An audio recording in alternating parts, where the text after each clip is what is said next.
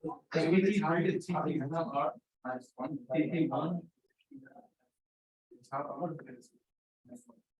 don't know, but if I did, I just have one. I only know that top back. So it's one.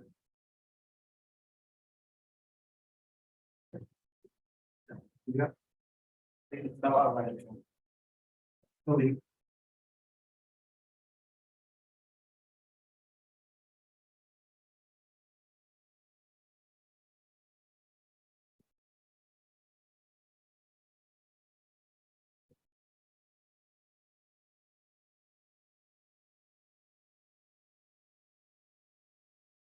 I only have one.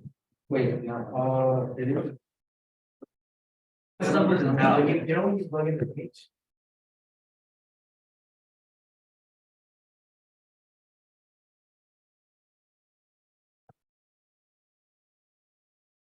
Oh, you got negative something.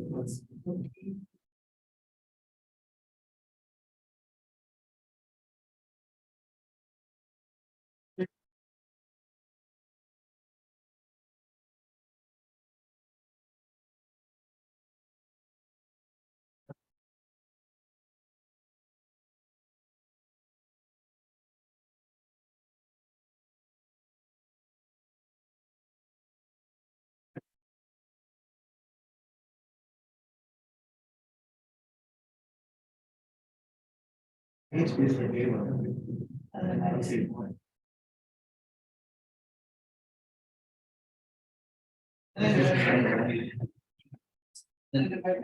You did. Yeah. I'm not yet.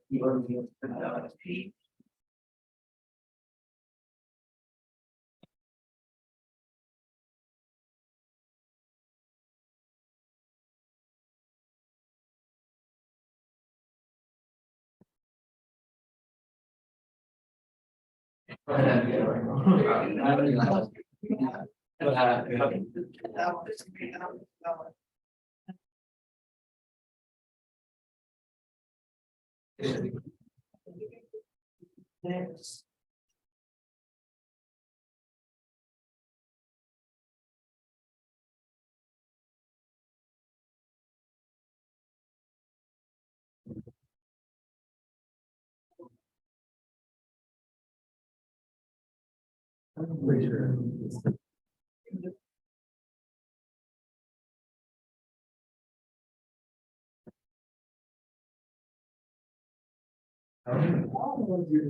Ask them like,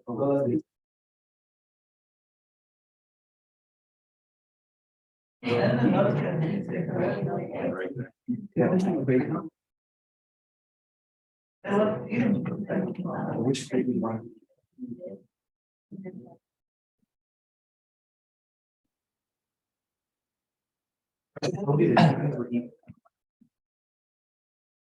He was able to, because the question tells you everything for the target, and he was able to, like, oh yeah, these two are equal, but I mean, because yeah, oh yeah, they're equal. He said, no, I don't want to guess. I don't know. Oh, the whole way. Dude, I thought I did more of it, and I started talking to people. It seemed like every spot, or closer, right? But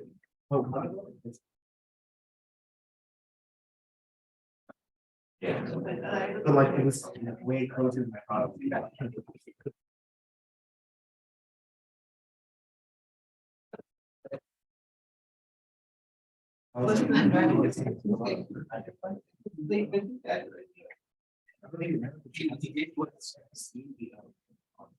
That works for me. I asked you that, right?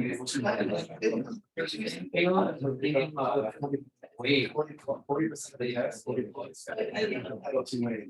It was like I was it was used on my nose. It was causing your TUR. Yeah. And I split it. So I think that was something that I just went back, like, oh, right in reverse color. One thing is that it screwed up the I thought sign they actually sign around the jazz and dinner. She should give me like a sign. But you get it. Definitely. Yeah. Yeah.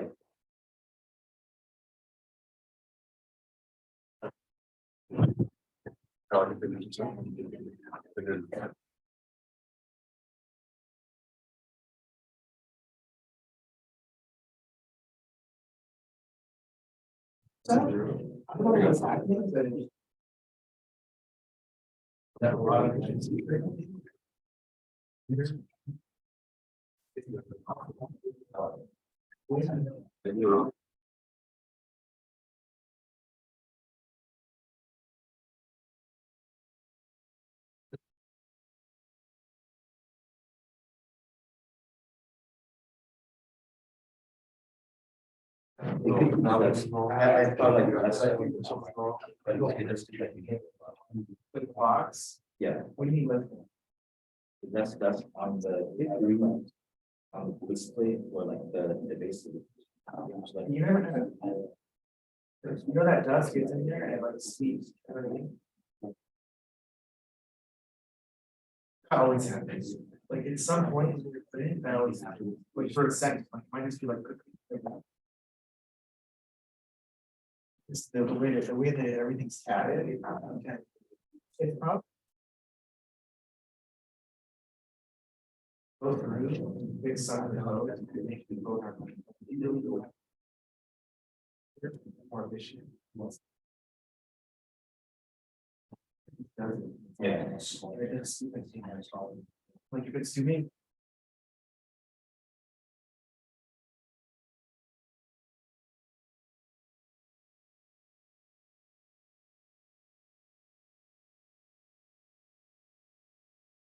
I like it, but like I said, it's really squeaky. I'm not sure why.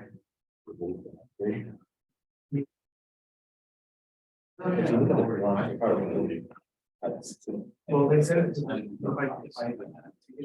clean out all the little tires.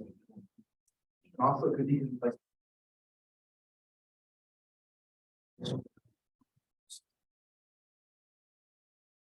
Actually, too hard. If little retractions go, it actually. You can tighten. Right? Yeah. You could adjust it. Pretty tight, it's not all the way. But it has to be super tight, right? Too tight, it might like flatten the things. What about the spring? That's something else. Oh, mine you can tighten it. Mine has a thing and you can actually tighten it using the spring. The spring? Yours you have to put spacers in, right? No, the spring goes. Oh, the one that was before you or something, you gotta put spacers in the spring.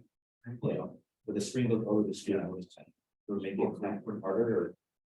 Harder, and I started grinding. Yeah, harder. If it's too loose, then keep going. Yeah.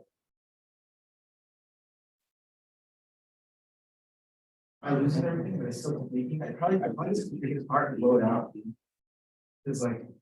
Okay, it's 5:30. Let's go and get started. All right, good evening, everybody. How's everyone doing today? Here.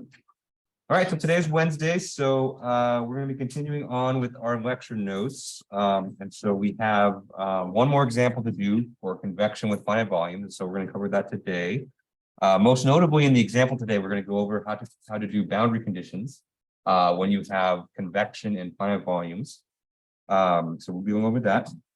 And then we're going to be starting after that, we're going to start the next kind of big topic in the class, which is higher order schemes. And so for those of you who have started the project, you know, the higher order schemes are a big part of the project. So that's how you kind of do the second half.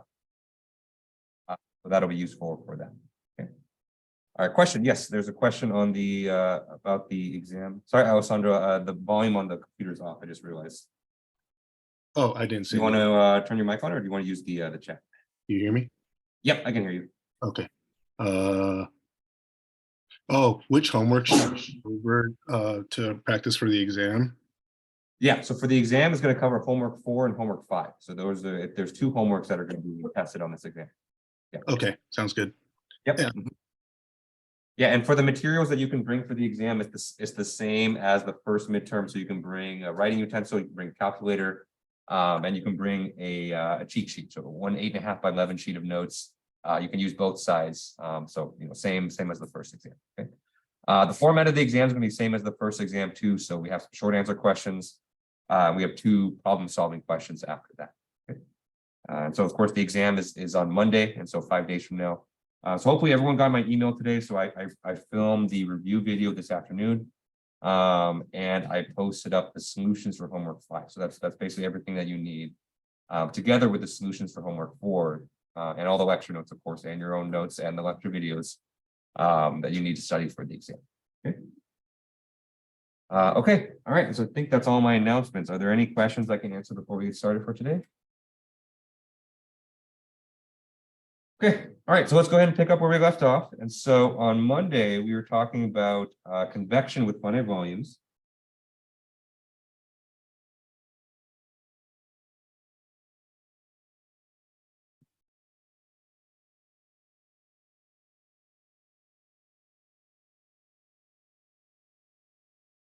Okay. And specifically, we're working on the 2D version. Okay. All right. So let me go ahead and draw a figure first. Okay. So just like diffusion with finite volumes, we're working on this kind of 2D cell right here, right? And if you recall, the main thing that we are worried about in terms of the finite volumes is how to evaluate our four edge integrals. Okay. And so if you remember, the way we work with finite volumes is that we start with our governing equations, we integrate those equations across the cell, and then we use the divergence theorem to convert those integrals into line integrals. Okay.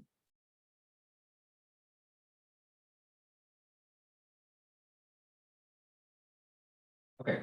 And so if we break up our integrals into 4, we have one for each side of the cell. Okay, so we have an integral for the north side, one for the east side, one for the south, and one for the west. Okay.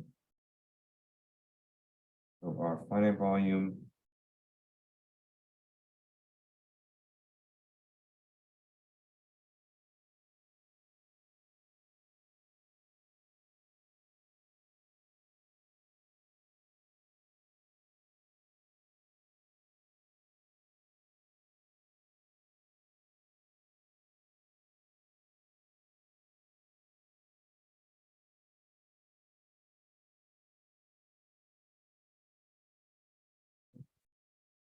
So by applying the finite volume method, we are basically evaluating our line integral on each side of the cell. Okay.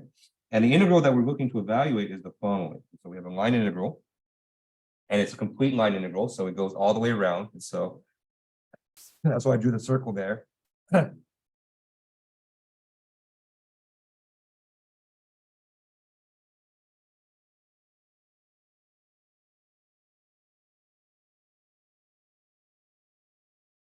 So this is the integral that we're looking to evaluate on each side of the cell. Okay, so we have line integral of the convection term. So that is phi times v dot n.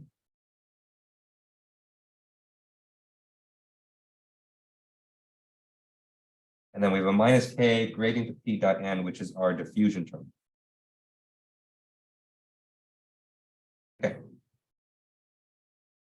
And so if you recall, what makes this special is or what kind of changes with each side is the fact that, our normal vector points in a different direction on each side, right? So when we evaluate these dot products, the velocity dot product with n and the gradient of phi dot product with n, we get something different on each side, right? Okay, so let me just kind of run through that one more time here. And so we're going to write the same integral 4 times for each side of the cell, right?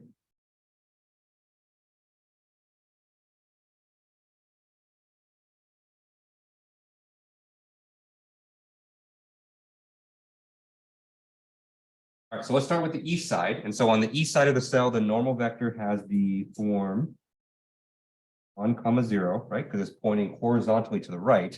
And so when we take the dot product with that, with the velocity vector as well as the gradient, and then apply our trapezoidal rule, we end up with the following expression. Okay, we have e sub little e times u minus k partial phi partial x on the east face, okay, delta y, right, And we're gonna do the same thing for the south face and the west and the north eventually too, but we'll go one at a time.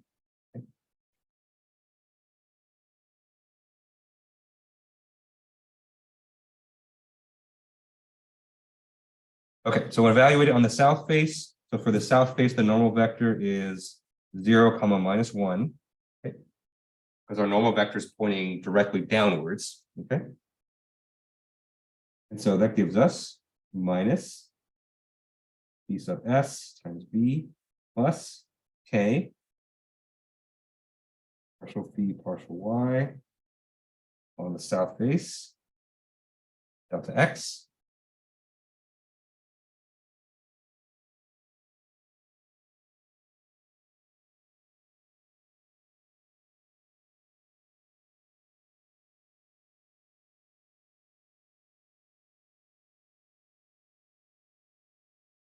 Okay, so we're going to write out the same expression for the west face. And so for the west face, the normal vector is -1, 0.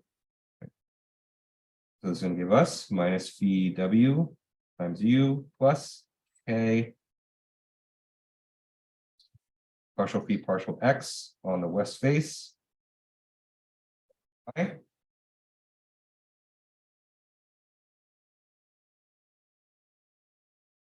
And we have the same thing on the north face. And so on the north, we have phi times b n hat minus k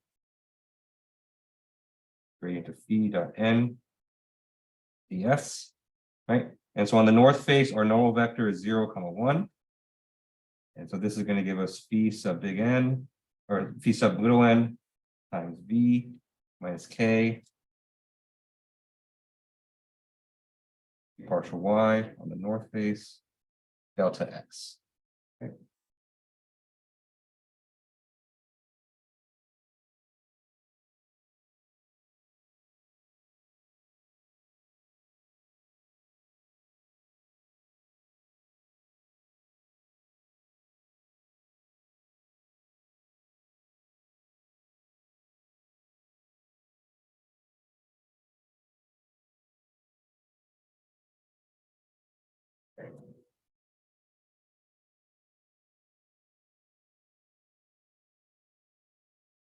So you know the reason we went over this last time. So this is just kind of a repeat of Monday. But the reason I'm kind of bringing this up again is that when you're doing finite volumes, especially in 2D, it's really important that you kind of think of things in terms of these surface, or technically they're surface integrals, but now here in 2D they're line integrals.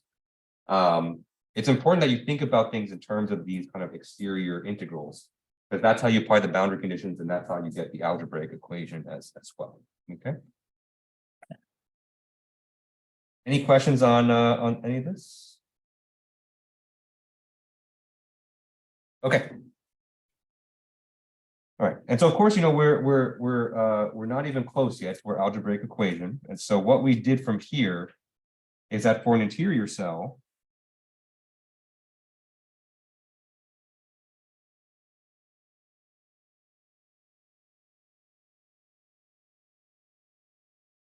or maybe a better way to say this is that for a surface integral that's bordering another cell, okay, we can replace these surface quantities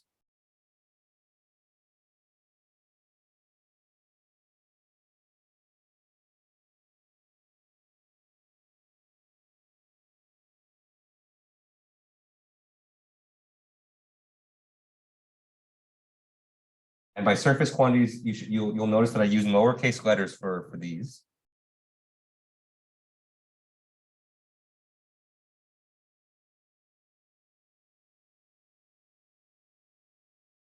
We can replace the surface quantities with cell-centric quantities. Ignore her and fall asleep. Right? After a passionate makeout, what will you do? Russell, I think your mic is on. It's the next level. Tell her this is too soon, and then go away. Russell, I'm going to mute you, okay?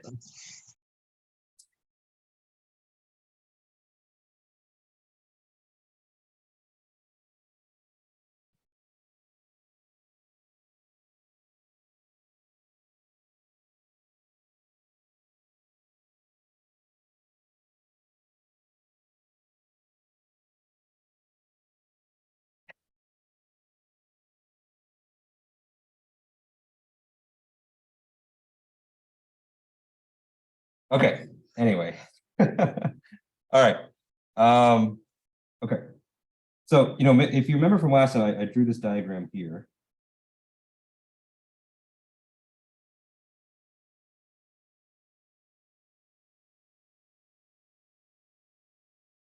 So this is a typical case, right? And so, our center cell here, phi sub c, is kind of in the middle, right? And if you're surrounded on all sides by cells,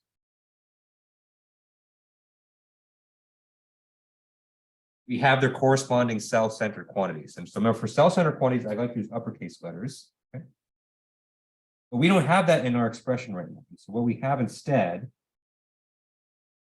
okay, so in all the integrals that we valued up there, we have lowercase quantities. And so lowercase quantities, remember, those are evaluated at the edges of the cell. Okay? So these are surface quantities.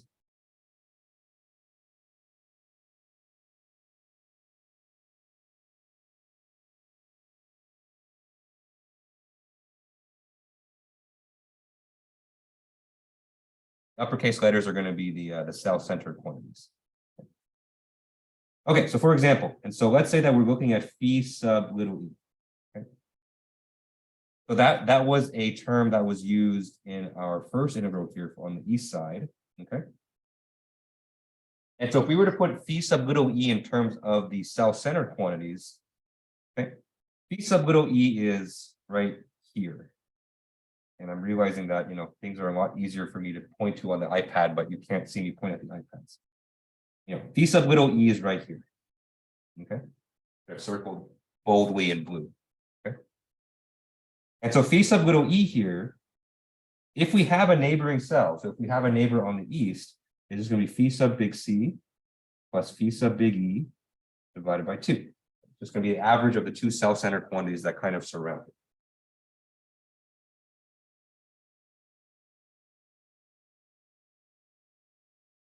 Likewise, if we have partial phi partial x on little e, okay, partial phi partial x at little e is again at that place where we've circled in bold and blue.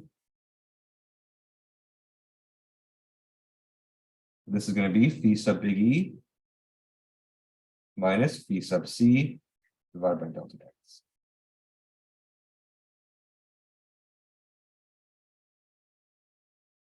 Okay.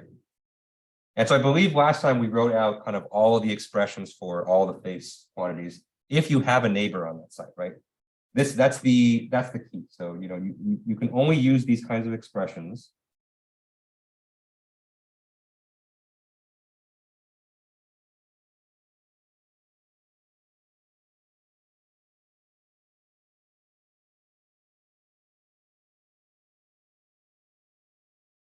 if we have a neighbor on that side.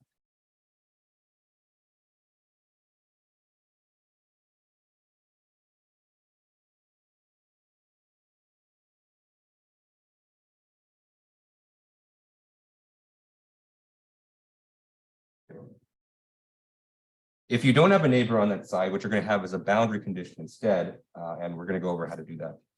Okay, but I wanted to lead up to this, and so let's say that you're at a perfectly you're perfectly on the interior, and so if you have a neighbor on all sides, then what we can do is we can derive kind of a generic equation or generic algebraic expression for that cell. Okay.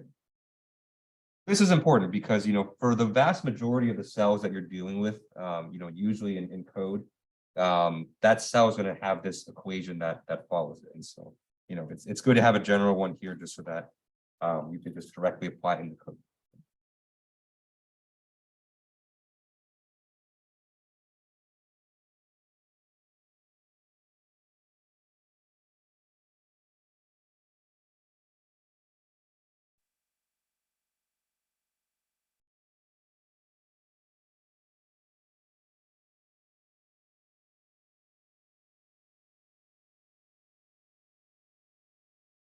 Okay, and so what we have is U times delta divided by 2 minus K times E sub big E plus minus V delta divided by 2 minus K E sub big S plus minus U delta divided by 2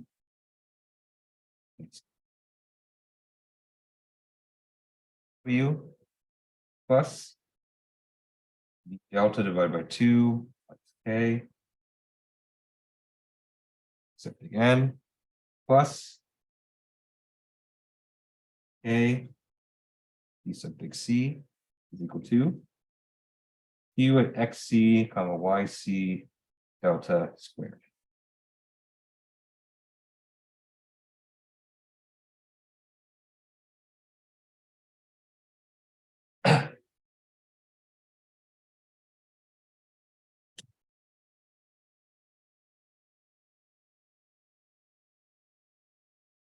Of course, here in this equation, I've made the assumption that we have even grid spacing on both sides. And so what we have here is delta X equal to delta Y, which I've just plugged in for as delta. Okay. So there was a lot of cancellations. There's a lot of kind of simplifications here because a lot of the grid spacings are going to cancel out with each other. So that's essentially kind of what we have. Okay, so I want to bring this up just because, you know, when we do our example next, I'm just going to directly apply this to all of the interior cells. Okay. Any questions on this before we jump into the example? Okay, all right, so let's do the example.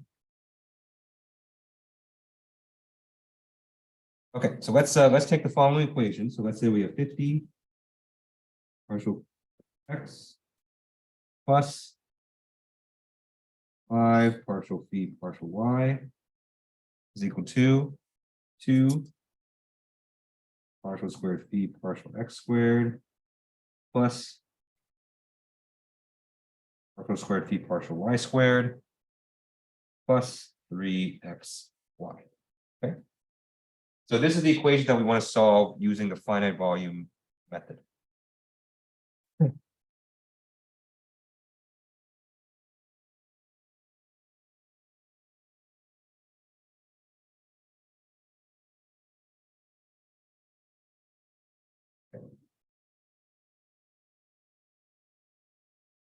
We want to solve it on the following domain. So like this.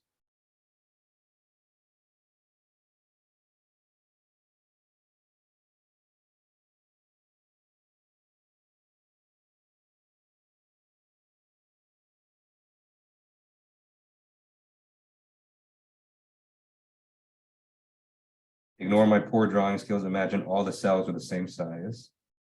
No, they're not. Imagine they are.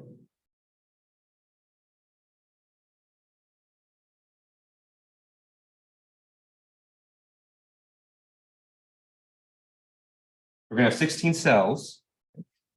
And our boundary conditions are going to be the following. So you have phi is equal to 50, phi is equal to 50, phi is equal to 25. We have Dirichlet boundary conditions on the left side, the top side, and the right side of the domain. And on the bottom, we're going to have a Neumann boundary condition. So we're going to say the flux of the solution at the bottom is going to be 0. Okay. Okay. So we're going to double dip on this example. So, you know, first we're going to work this out by hand. And so for the 16 cell grid, and so we're going to write out not all 16 equations, but for some of the equations, we're going to write out. Okay. And then I'm going to show you what this looks like in code as well. Okay. So first, for the 16 cell grid.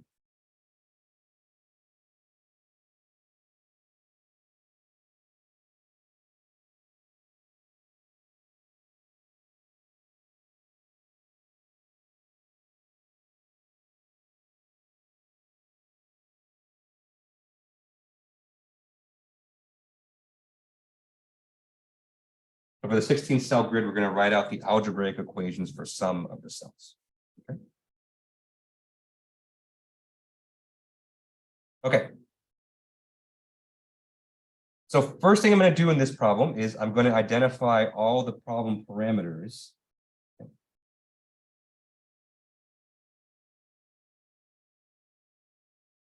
Most notably, I'm going to write out the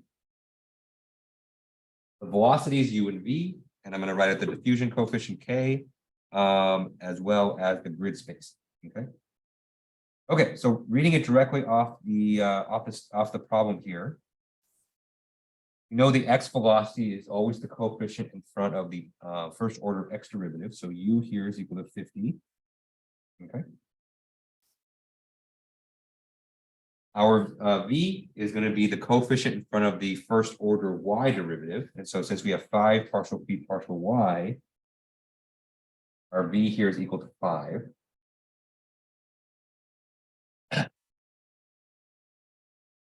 Our diffusion constant is going to be the coefficient in front of the second order derivatives. And so our k here is equal to 2.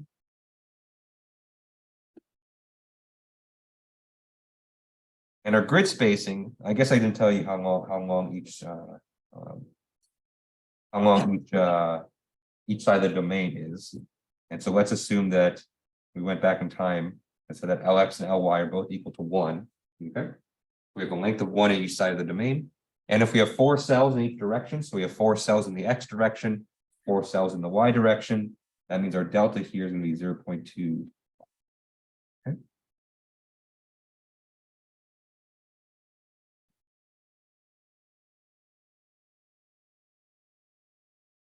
Okay. And so with that in mind, let's write out the algebraic equation for all the interior cells, because all those are going to be very similar.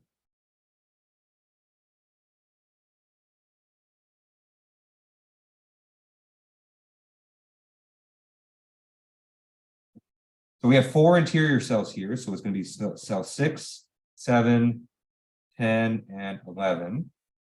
Okay.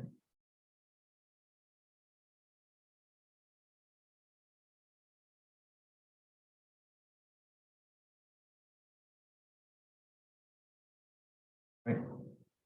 And so for the interior cells, we're going to use the formula that we derived just earlier. We have U delta divided by 2 minus K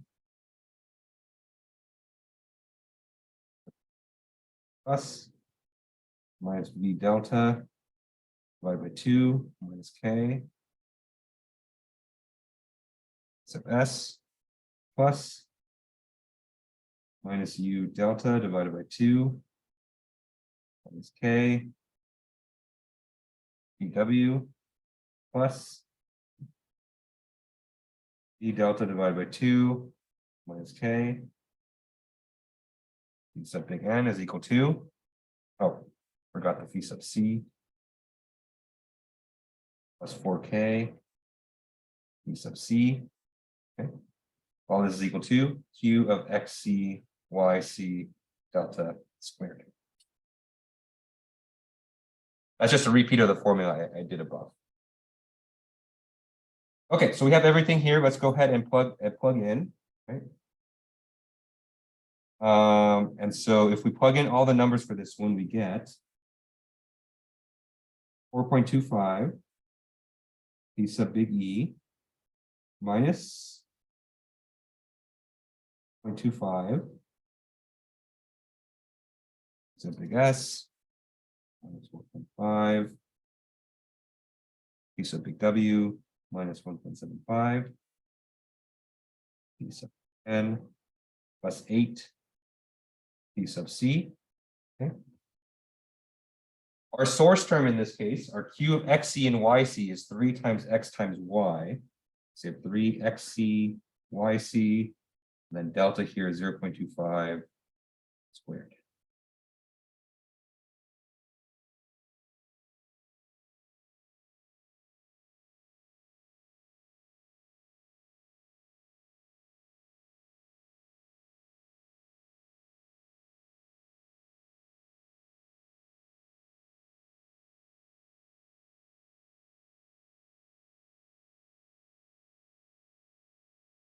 Okay.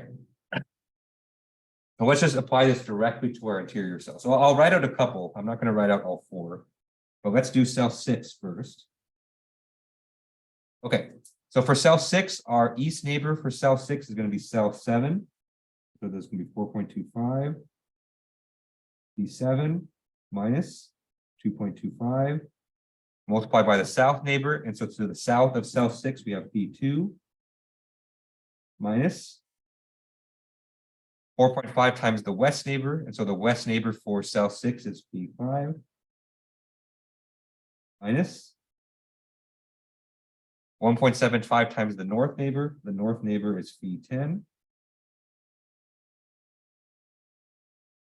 plus 8 times C, which is 6 in this case. Okay, so C stands for the center cell. Then we have the source term. So we have 3 times XC. So XC for cell 6 here is going to be 0.375. Okay. So that's the X coordinate of the centroid of cell 6. Y sub C is also 0.375. And then we multiply by delta square, which is 0.25.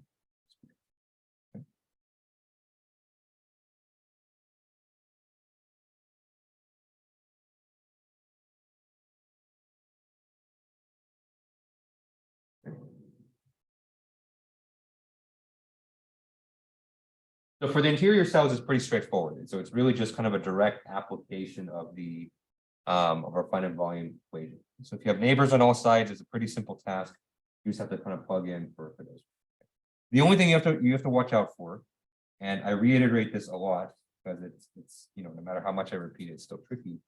That when you're plugging in for the source functions, you make sure you use the cell-centered values and not the nodal values. And so make sure you kind of are careful. Okay. Question, yes.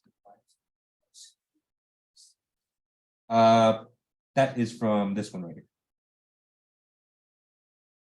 Because 8, we have 4 times K, and K is equal to 2. Yeah. Mm-hmm.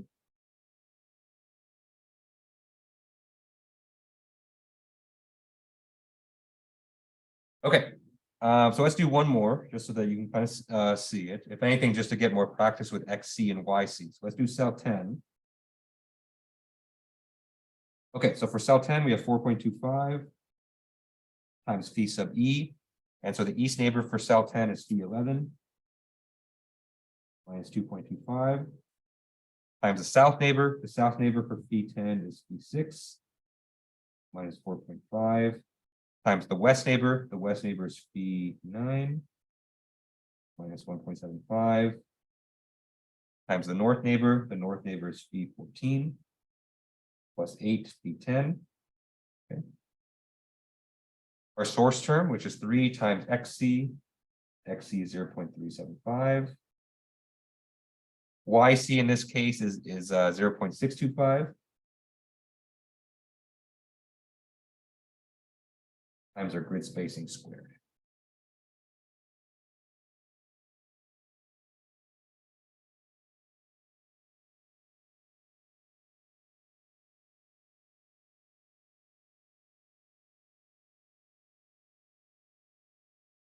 So interior cells pretty straightforward. So you just kind of apply that equation as is. Okay? For the cells with the boundary conditions, these get a little bit more complicated. So let's do a couple examples here just so you can see how that is. Okay. Let's do an example with the Dirichlet boundary condition first. So let's do cell number 5.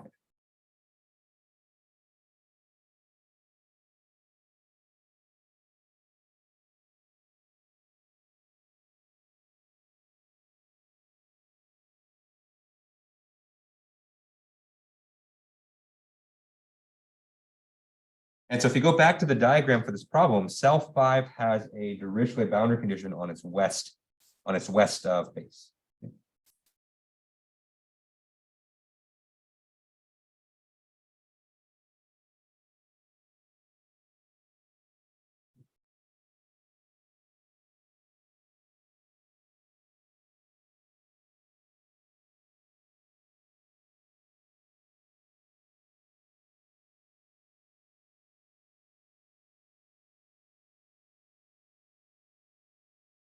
In fact, let me draw cell 5 here. Okay.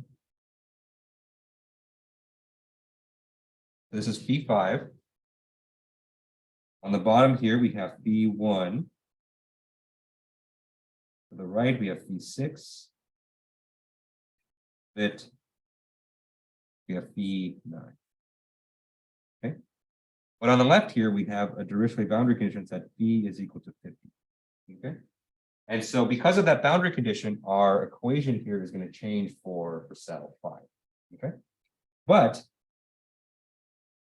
I want to kind of convince you guys that it's not going to completely change, right? If you look at the diagram for the cell right here, because we have neighbors to the north, east, and the south, those integrals are going to stay the same. Okay.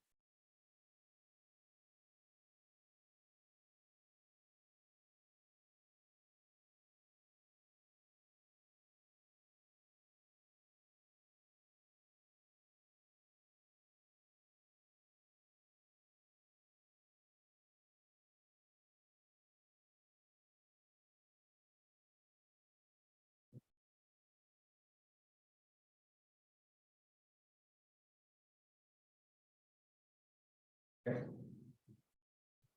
And so we don't have to make any changes to those integrals. The only integral here that's going to change is the west one. Okay. And so we're going to adjust the west integral.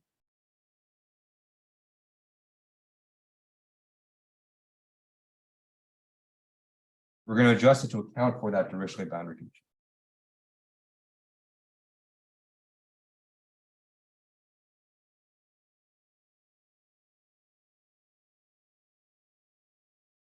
Okay.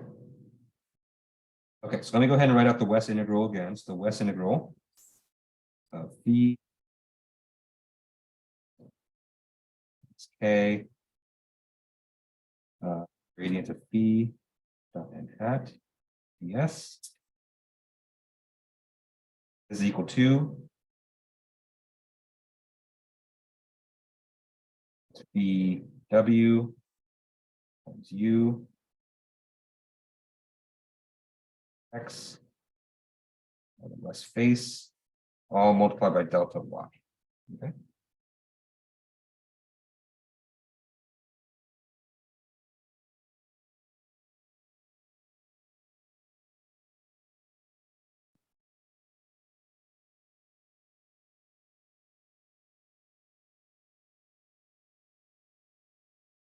And so let's adjust this for the east integral, okay, or for the west Dirichlet boundary condition. Okay, we have two phi expressions here. So we just have phi sub little w, which is just going to be the value of phi at that west face. Okay. And we have partial phi partial x, which is the derivative of the solution, derivative of phi in the x direction. Okay. So let's adjust these values according to the Dirichlet boundary condition of 50. Okay.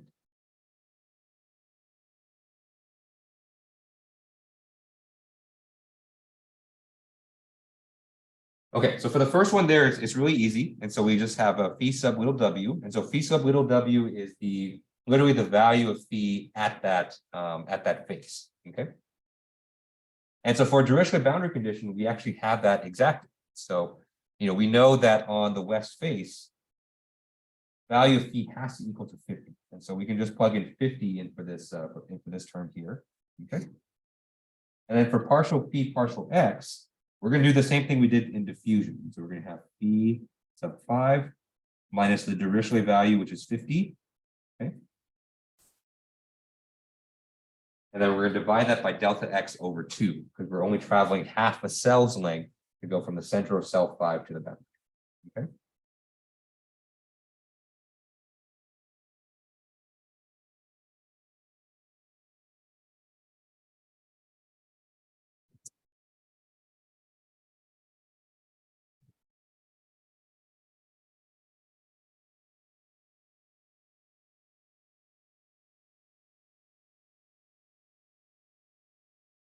Okay. And then, like I mentioned before, so all the other integrals here are going to stay the same. So we're just going to straight up plug in for them. So if we do that, we have phi delta divided by 2 times phi sub c plus phi sub big E minus k phi sub big E minus phi sub c. Okay. So what I've written here. This is the contribution from the east integral.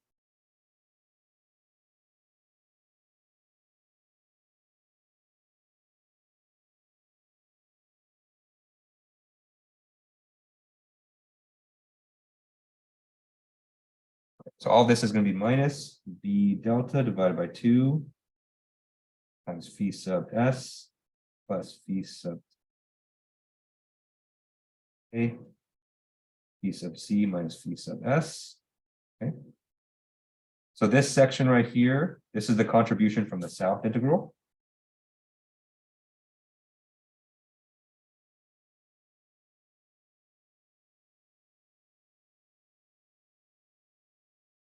I'm gonna go ahead and do the north integral now, just because that one is also fine. Plus v delta divided by 2 sub c plus p sub big N minus k p sub n minus p sub c. So this right here is from the north integral.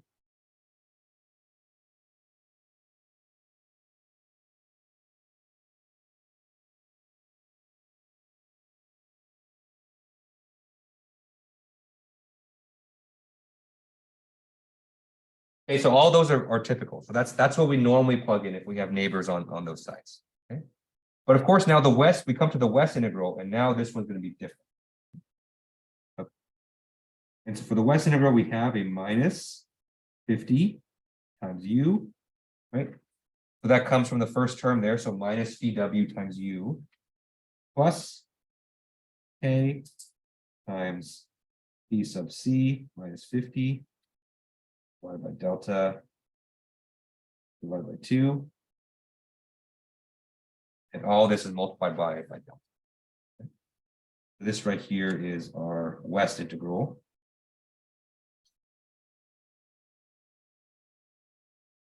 Our west integral, which is modified by the Dirichlet boundary condition.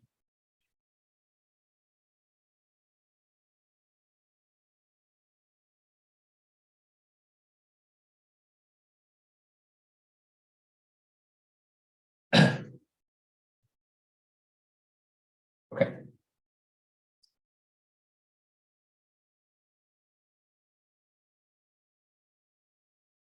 All right, so let's go ahead and simplify this. And so of course we can plug in for all the values there. Okay. And most notably, if we look at the terms here that don't have any fees associated with it, so we have this 50 times u, then we have this 50 term right here. Okay. So both of those terms that I've highlighted in yellow, we can move those to the right-hand side of the equation because those are known. Okay.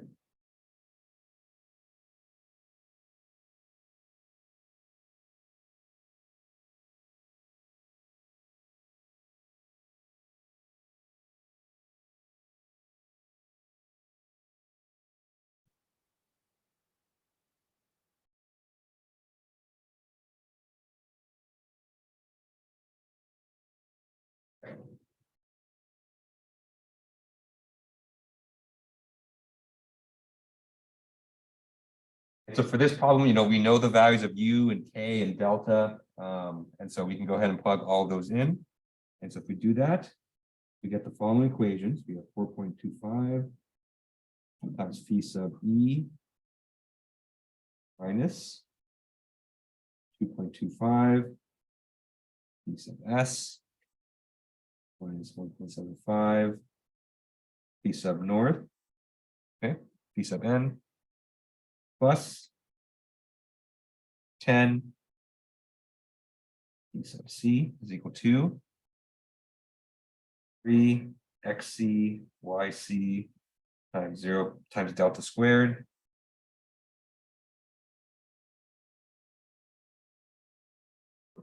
plus 50 times u.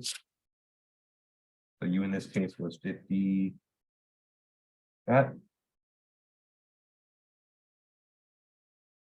delta plus 2 times k, which was 2 times 50.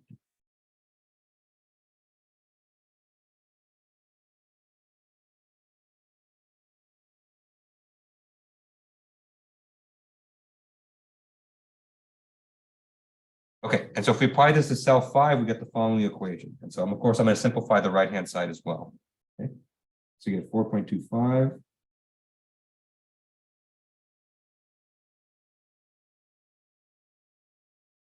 So 6 minus 2.25. 1. It's 1.75. P9 plus 10. P5 is equal to 3. XC for cell 5 is 0.125. YC is 0.375. Times delta squared, so that's 0.25 squared plus 825.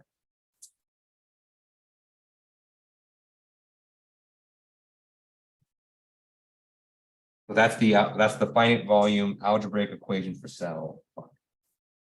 Here's one more. Yes. So my question was with the north, east, and the south integrals. Yeah. You said that they stay the same, but those equations that you have, I don't see them anywhere in my notes. I'm not sure like how you got to them. Yeah, no, it's a good question. So it's so those equations, you know, they were they come from these. The only thing is that I kind of, you know, plugged in these here.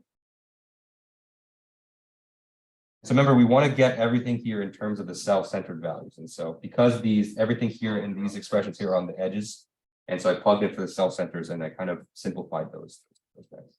Yeah. So there's a couple steps. Exactly. Yeah. Yeah. Basically, you would apply these two, basically these two types of expressions here in for the face values for those ones. Yep. Yep.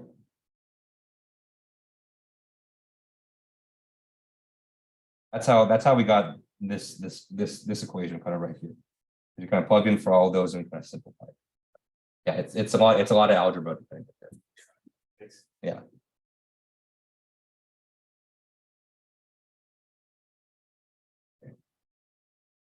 Any other questions on this here? Yeah. One more question. Sure. Is that 50U supposed to be a plus or minus? This 50U. Yeah, it's minus. Parentheses minus. Positive. Yeah, because we moved it to the other side of the equation, so it ends up being a oh yeah. Actually, this one should be a minus here. Yeah, when you move it to the right hand side, they should both be plus. Yeah. Mhm.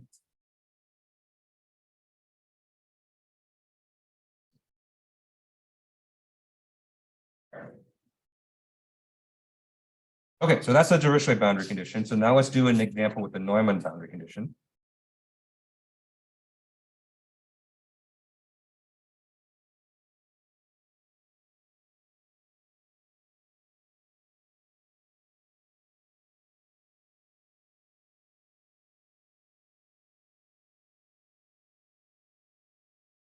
So for Neumann boundary condition, these are even simpler because we're just going to replace the entire integral.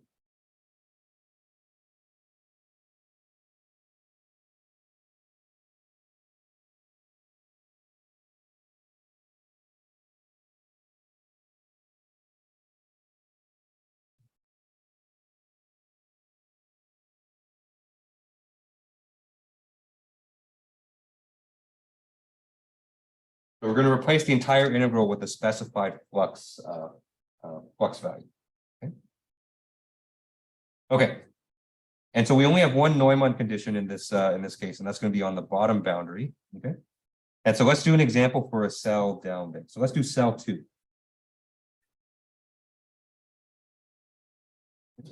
So cell 2 here has a Neumann condition on the bottom.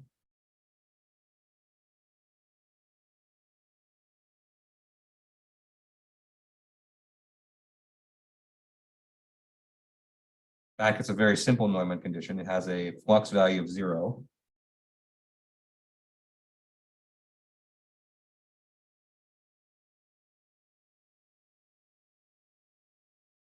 So on its south face, we have a flux of 0, but all the other faces have neighbors.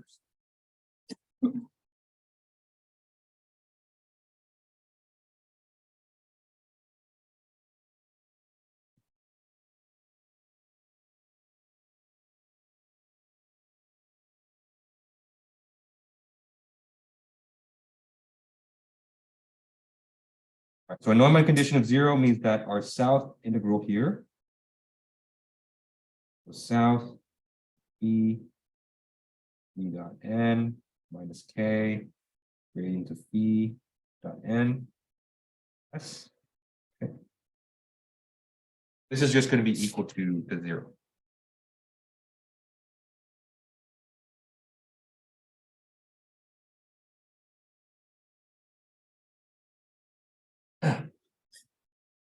All right, so let's do the same thing we did before. So we're going to write out all of the integral expressions for all the other sides normally, but we're going to put in a 0 for the south. Okay. So for the east integral, we have u delta divided by 2 times p sub c e sub e.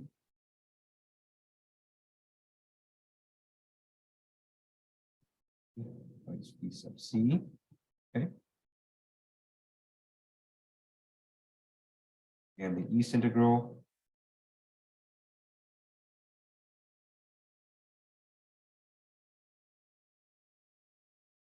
We're going to do the south integral next because the south integral is the easiest one. Okay, so this is the south integral.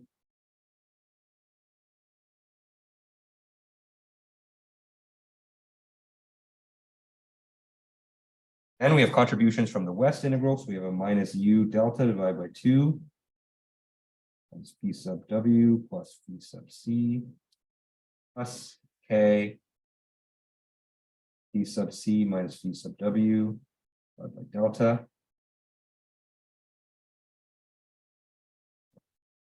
Okay.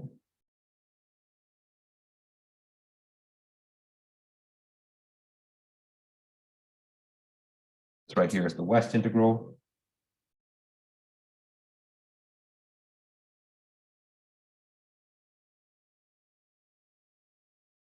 Then we have the north integral, so that's v delta divided by 2 times phi n plus phi sub c minus k p sub n minus p sub c.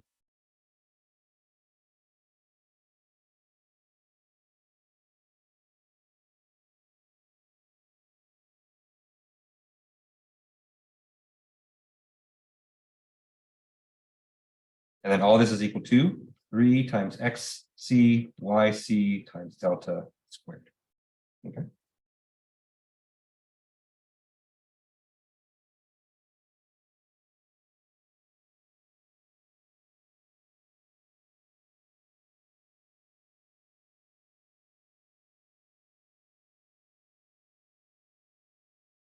Okay. So let's go ahead and plug in the numbers for this. And so if we plug in the numbers and the locations for cell 2, we get the following equation. Okay. All right, so I'm going to plug in and simplify everything. And so this is assuming after you've kind of combined all the like terms. Okay. So for cell 2, we have 4.25 p3 minus 4.5 p1 minus 1.75 6 plus 6 p2 is equal to 3. So for cell 2 here, our xc is going to be 0.375. Our yc is going to be 0.125. And our here's going to be 0.25 squared.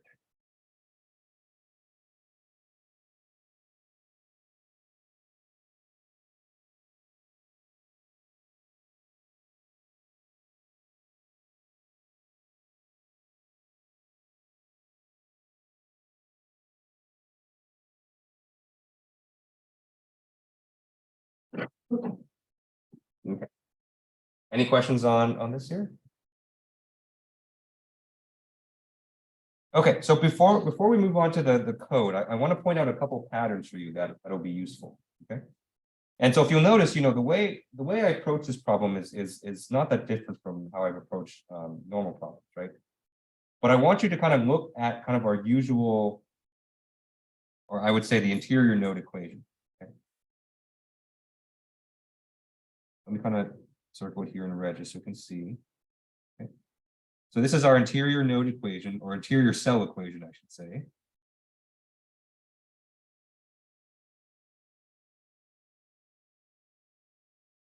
And I want you to look at the numerical values for each of the coefficients for each of the neighboring cells, right? So for the east cell has a coefficient of 4.25, excuse me. The south has a coefficient of minus 2.25. Okay. The west has a coefficient of minus 4.5. I don't know why I keep wanting to say 0. And the north has a coefficient of minus 1.75. Okay.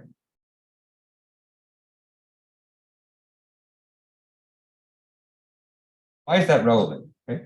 Let's look at the coefficients for our boundary cells. Okay. Because the way I've kind of presented to you so far, it kind of makes it seem like you have to recompute everything every single time you have a boundary cell, right? But let me show you a trick. Okay, so let's look at our equation here. So this is for our Dirichlet boundary condition, right?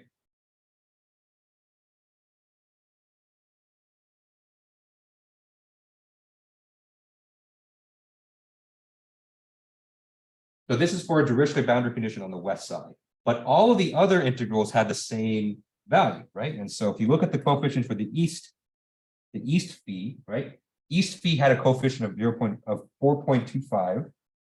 And so if you compare that to our interior cell equation, that's the same one, right? If you look at the coefficient for the south neighbor, we have a minus 2.25. Okay.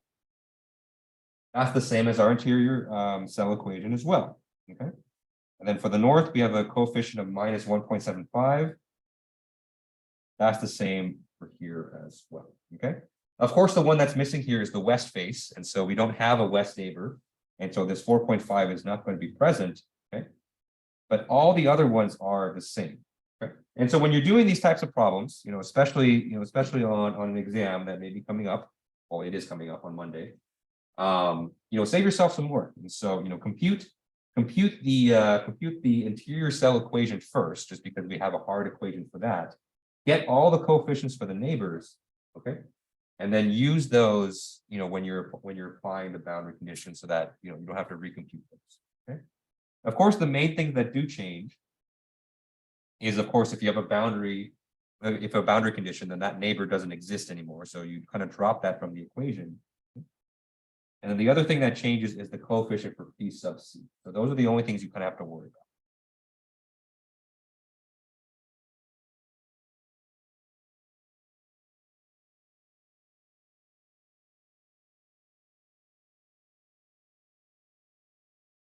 Yeah, question. The right-hand side doesn't change at all. The right-hand side does change too. And so the right-hand side, you're going to have to adjust for that too. But I'm talking about just the coefficients for the phi. Yeah. Yeah. If anything, this is a good way to kind of check your work, so that when you're kind of like moving integrals around and you're substituting ones, you want to make sure you get the same coefficients for the neighbors that are there for the interior cells. Okay. All right. So for the last, I guess we're probably not going to get to the higher order schemes for today, but that's okay. I think it's good to kind of go over this slowly. So let's go look at the code for this. Okay. And I should have downloaded it beforehand.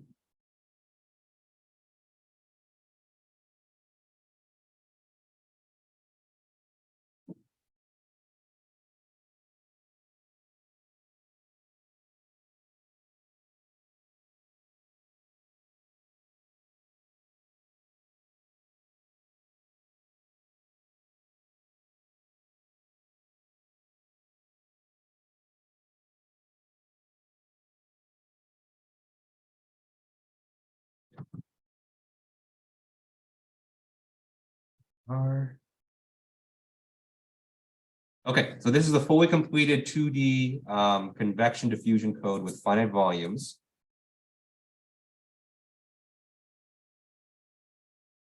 So it's there for your convenience. Okay. All right, so let's take a look at this code. And so section 1 of the code, remember, we're just going to define our variables. So I'm not going to go over that. But the problem that we're solving here is the same one from the last example. Okay? So we have our diffusion coefficient of k, which is equal to 2. Our x component of velocity is 50. Our y component of velocity is 5. Okay? And we have all of these other variables that we're going to. Okay, so let's jump into the loop. And so just like any other finite volume code, we're going to loop over I and j. And so this is going to allow us to visit every single cell in our grid. Okay. Okay. And so just like always, we're going to compute the global ID numbers. And so these are all the IDs for the cell and all of our neighboring cells. Okay. And then what you see from here is that the code kind of takes a different kind of structure. And so what you'll see here is I have different if statements for each of the different integrals that we're computing. Okay, so we have one for the east integral, one for the south integral, one for the west integral, and one for the north integral. Right? And so it's a little bit of a different format than our previous 2D finite volume code. But I think this one actually makes more sense. And I'm thinking, maybe for next time, I'll probably reformat the code to be in this. Okay. So let me leave a comment here. So each if statement in this code refers to a different integral. Okay. Okay, so let's look at the east integral first. And so we have basically two different cases. Okay. We have cases where we have an east neighbor, and we have cases where our east side or our east face faces a boundary condition. Okay.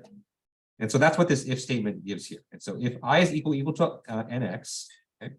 And so that means if we're on the border, okay, so we're on the very right side of the domain, that means we have a boundary condition on that side. So we need to adjust our equation here to account for those boundary conditions. Okay.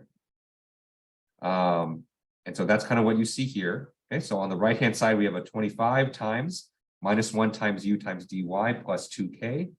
Okay. And then for the left hand side, we do have a contribution there. And so we add a plus 2k to our interior. Okay. In the other case, we do have an east neighbor. And so in the case we do have an east neighbor, we adjust the coefficients. And so we have my ID. And so this is the coefficient for phi sub c. Okay.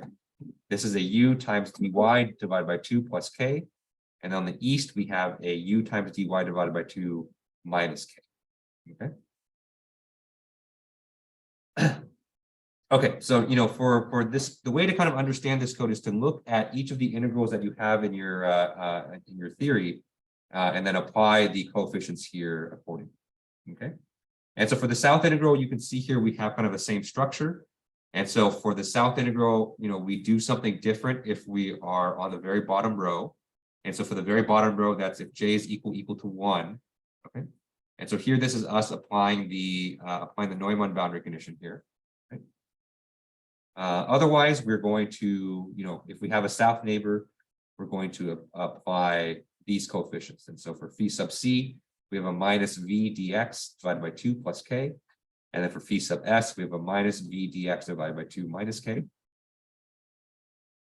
And then for the west integral, we have a Dirichlet boundary condition of 50 on that side. And so if we are on the very left side of the domain, if I is equal to 1, okay, then we make the following changes. Else, then we apply the coefficients to phi sub c and phi sub w. Okay. And so for phi sub c, we have a minus u delta divided by 2 plus k. And for phi sub w, we have a minus u delta divided by 2 minus k. Okay. And then we have the same thing for the north integral. So for the north integral, we have a Dirichlet boundary condition of 50. Okay, and then we have a -1 times v times delta plus 2k. So that's going to be on the right-hand side. And then for, if we have a north neighbor, we have a v times delta divided by 2 plus k. So that's for phi sub c. Okay. And then for phi sub n, we have a v times delta divided by 2 minus k. So this is phi sub. Okay. All right, and then of course we have the forcing function as well. So we compute the x position and the y position of the cell center, and then we add 3 times x pos times y pos times dx times dy. Okay. Okay, and then we can go ahead and solve the solution, and we can go ahead and plot it. So let me go ahead and run this just so you can see. I downloaded this before.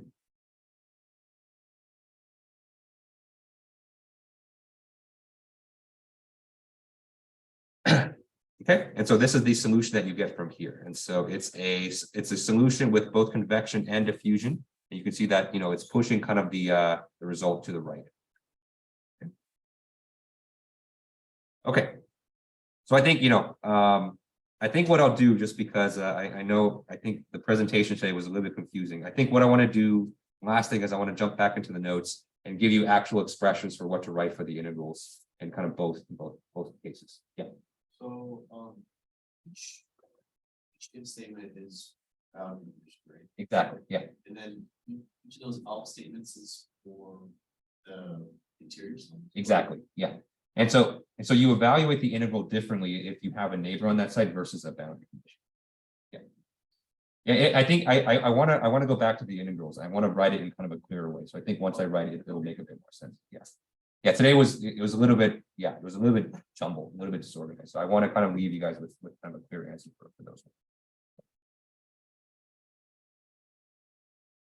Okay. All right. So let's jump back to the notes. A bit more time than I thought we did. So that's good.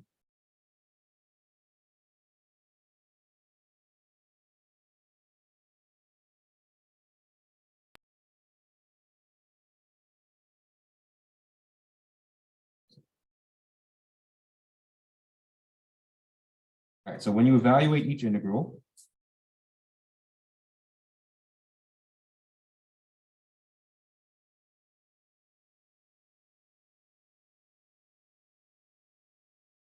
you will either evaluate it one way if you are on an interior, or you'll evaluate the other way if you have a boundary condition.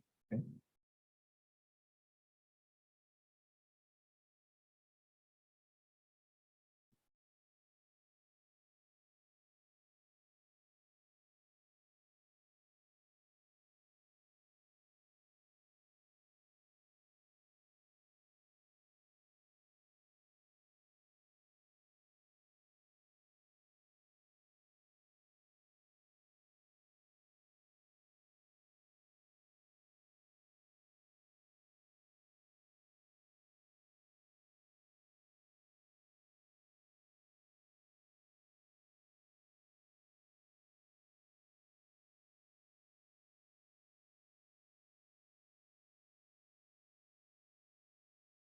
Okay. So I'll do it for all four integrals here. Let's start with the east integral.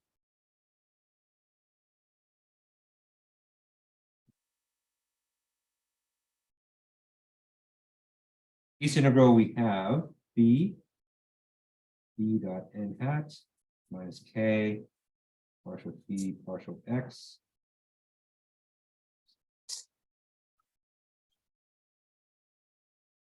gradient of phi dot n hat. Yes. Okay. And so this could be either one thing or another. Okay. So on the top here, I'm going to show you what's going to happen if you have a neighbor. Okay. So if you have a neighbor on the east, then it takes the following form. And of course, this assumes that you have an even grid spacing in both directions, which for this class is pretty reasonable. You're going to have a u delta divided by 2. That's p sub c plus p sub big E minus k p sub E plus p sub c.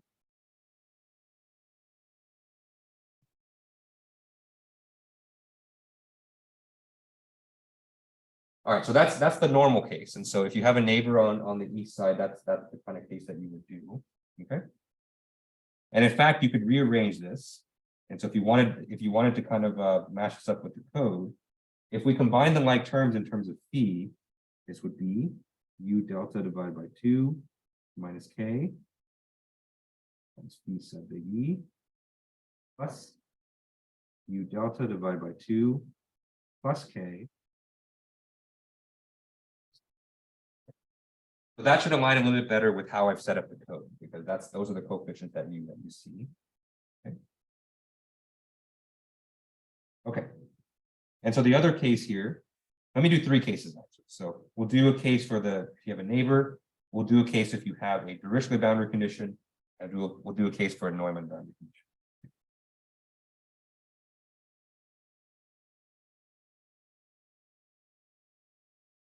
So the second case right here will be for a Dirichlet boundary condition, and we'll assume it has the value of phi sub 0.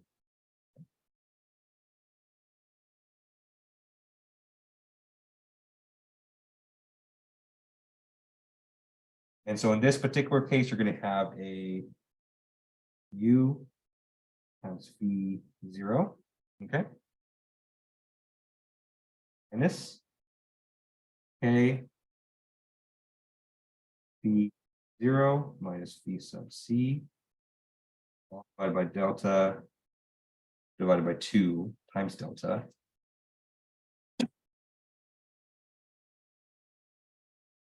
Let me just check this real quick.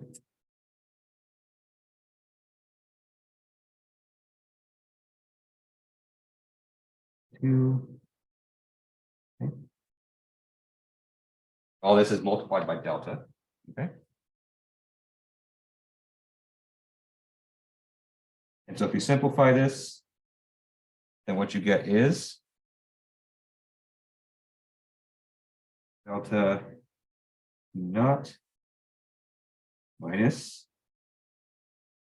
2k naught plus 2k b sub c. Okay.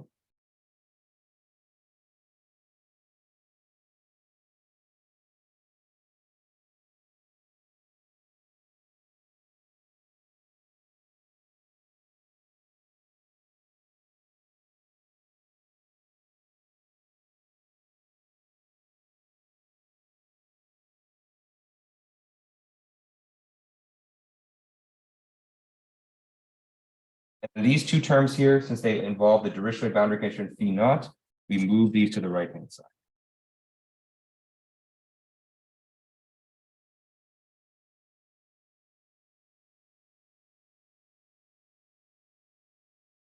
That's case 2.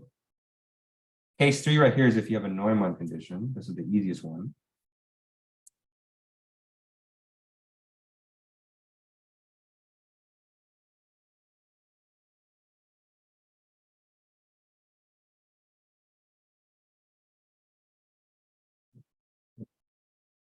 If you have a Neumann boundary condition, you just replace the entire integral with whatever the Neumann value is. Okay, so that's just, yeah.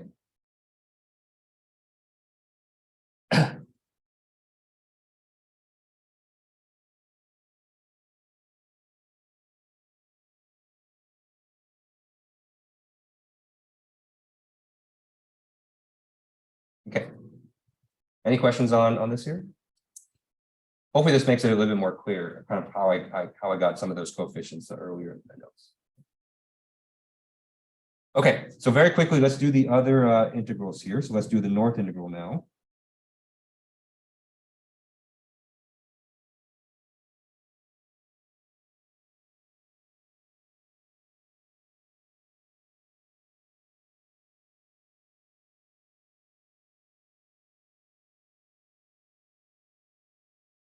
And once again, we're going to have 3 cases.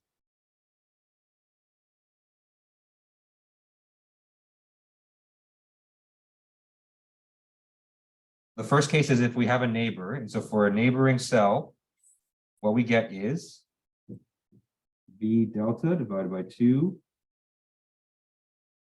minus K, the big N, plus V delta divided by 2 plus K, P sub C. Okay.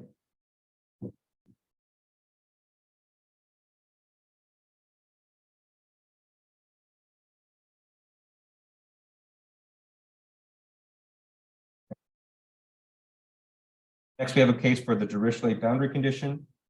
And so that's going to give us a V delta P naught minus 2K P naught minus phi D. Okay.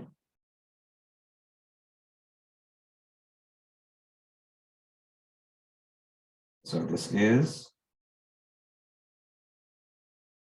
delta phi naught minus 2k phi naught plus 2k phi sub c.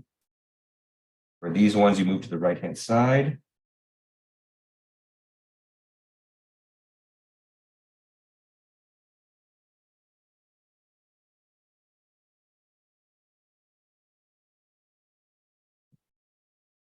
Okay. And Neumann boundary condition is the same. So you just plug in just whatever the Neumann value is. So gamma. Okay.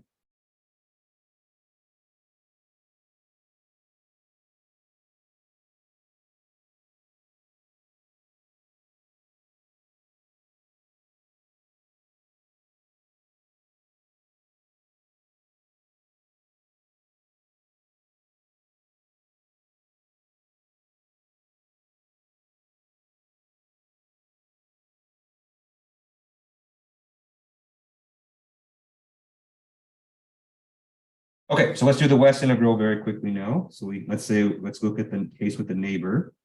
Okay. And so for the neighbor, we have a minus u delta divided by 2 minus k b sub w plus minus u delta divided by 2 plus k b sub c. Okay. For Dirichlet boundary condition, minus u delta phi naught plus 2k phi sub c minus phi naught. Okay. If we simplify this, we have a minus u delta phi naught minus 2k phi naught plus 2k phi sub c. Okay.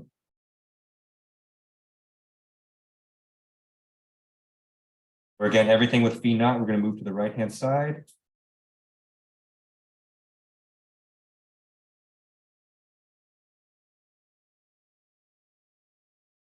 And then from Neumann, again, we just have gamma, whichever the Neumann value is. Okay.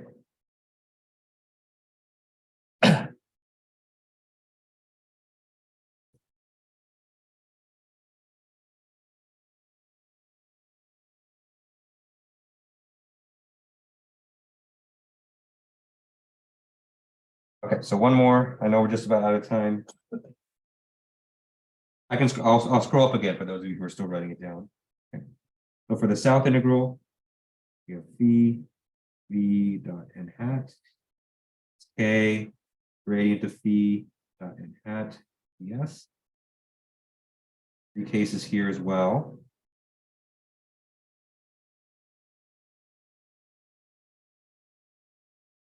So for a neighbor, we have a minus v delta divided by 2 minus k p sub s plus minus v delta divided by 2 plus k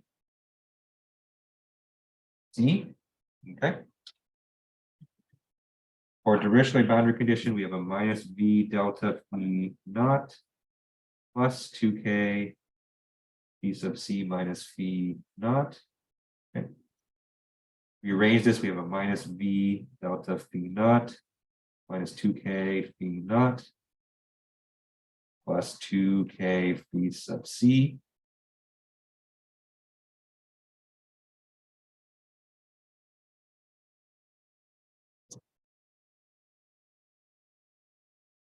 And then for the Neumann condition, we just have gamma.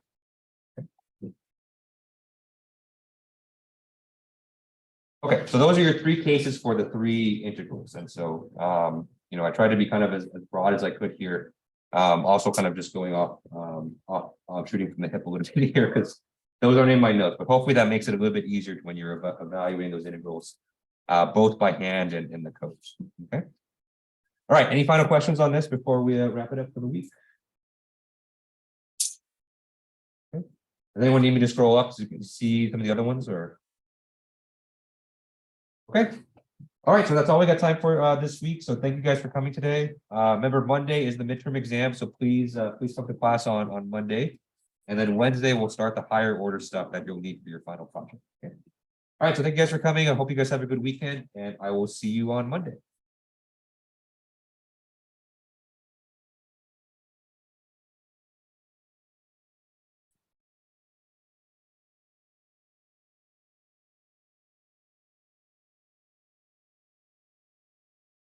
Also, someone left their sushi here. I don't know who it belongs to, but.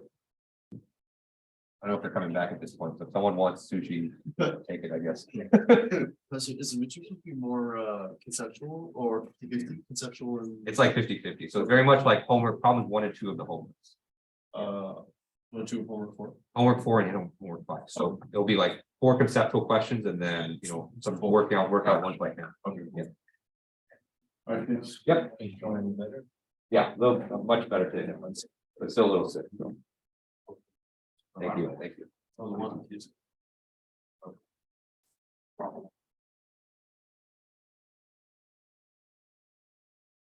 That's my question. Sure. So the question was like, if this is like the boundary, you said like if I equals 1, right? Yeah. And then we had all this code for anything on, that's for the BC, right? Exactly. And then we said else, and then it was this. And so we had that for I equals 1, I equals NX, J equals 1, or this is J, sorry. Yeah. J equals 1, J equals NY, I equals 1, I equals and X. Yeah. The thing is that all the else's were different, and so I'm confused. It's like you said, this is the neighbor, right? The else is the neighbor, Yes. but like That's if we have a neighbor on that side. If we have a neighbor on that side, we're basically working on this in this condition right here. Yeah. And so if we have a neighbor, that means we have set some coefficients for the south neighbor. And coefficients for the like center I south. mean neighbors like to the left and the right of it. Yeah, so what you've drawn here is the whole domain, but Right. remember, we're visiting each individual cell in Right. the domain as we. Right. And so if we're on like this cell right here, and we have a south neighbor, Yeah. that means we're gonna have basically this kind of expression. And so you have coefficients for both, whatever, say this like cell 10, Yeah, and below is like cell 2. Right. Like that. So, this is dealing for all the cells that have a south neighbor, exactly, yeah, and then the J equals and Y, and then that else is dealing with everything that has a north neighbor. exactly, yeah.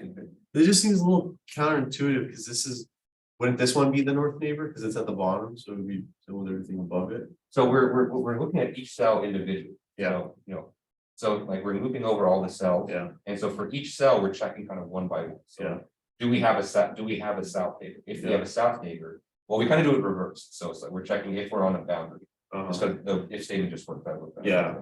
But I think logically the way I think about it, if I have a south neighbor, then I'm gonna assign these coefficients. Okay. Just like that. Okay. If I have a north neighbor, then I assign these coefficients. So we're kind of building up. I think the other confusing thing is normally we're used to having just one algebraic equation. Yeah. Like this, but we're kind of building it up step by step. Yeah. One integral at a time. Okay. Yeah. Okay. Thanks. Yep. Appreciate it.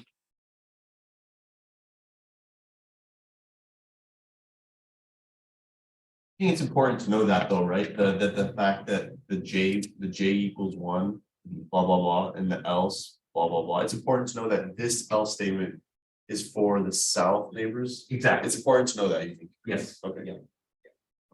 Yeah. That's basically how you interpret that. Yes.